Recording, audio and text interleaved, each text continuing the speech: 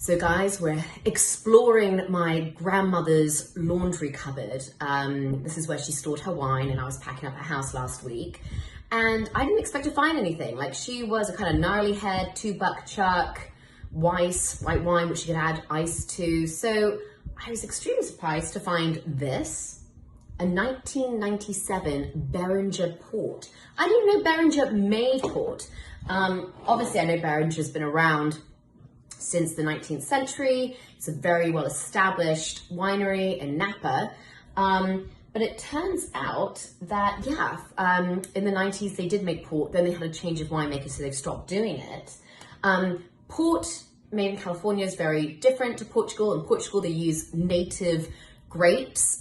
Here in California you can basically make port out of anything. And this is 100% Cabernet Sauvignon. So I was a bit curious about what that meant. And it was bottled in 2000, so it's been like aged a bit in barrel, because the vintage is 1997. Normally with Portuguese vintage ports, you do get, particularly if it's like a red port, you get like the berry, plum fruit, sometimes chocolate and coffee, and then with age, you get more kind of mineral, graphite-y, kind of resinous elements and toasted nutty things.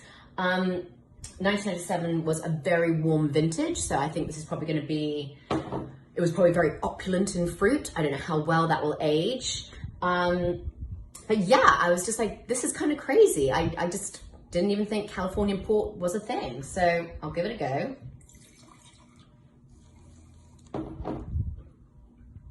Okay, it looks like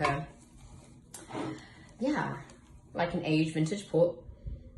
And when I get this, I get immediately just pure Cabernet Sauvignon. What do I mean by that? But like black currant, black plum, and something spirity and medicinal, which you get with fortified wine. It's quite prevalent. But there's not many nuances. It's kind of like the spirity, kind of medicinal thing, plus very overt dark plum, dark black currant.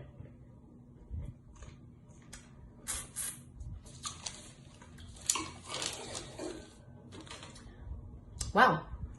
I mean, I was impressed with it 3 days ago. I'm impressed with it now. It's got plenty of fruit still, but that's balanced with bright acidity. And yes, it is a little bit of residual sugar, but it's not cloying at all. There's enough acidity there. It's not like a Portuguese port. I'd say that's more nuanced. But then again, like when you're drinking California port, why would you try and compare it to a Portuguese port? I mean, I just think it's amazing to have something from 1997 which still carries so much fruit and character and personality.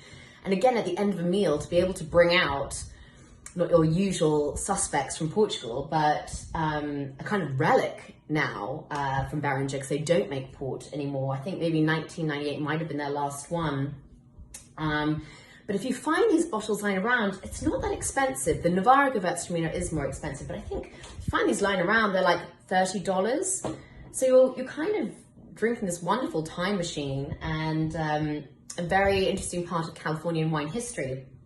Saying that, there's plenty of producers like Praga who make Californian port. There's also Quaddy Winery who actually make a port using Portuguese varieties, which I'm really intrigued by, in Madera County. And then there's also Mayer's family port, which I would love to try, which is made out of Zinfandel. And they make it in a kind of Solera-based system, the kind of system you use to make sherry. So there's plenty of options out there if you want to find a really fun, interesting, different fortified wine from California. But that for me was a really fun find. And I served it to my neighbors and they absolutely loved it. Really loved it. They could tell it wasn't Portuguese port, but they really enjoyed it.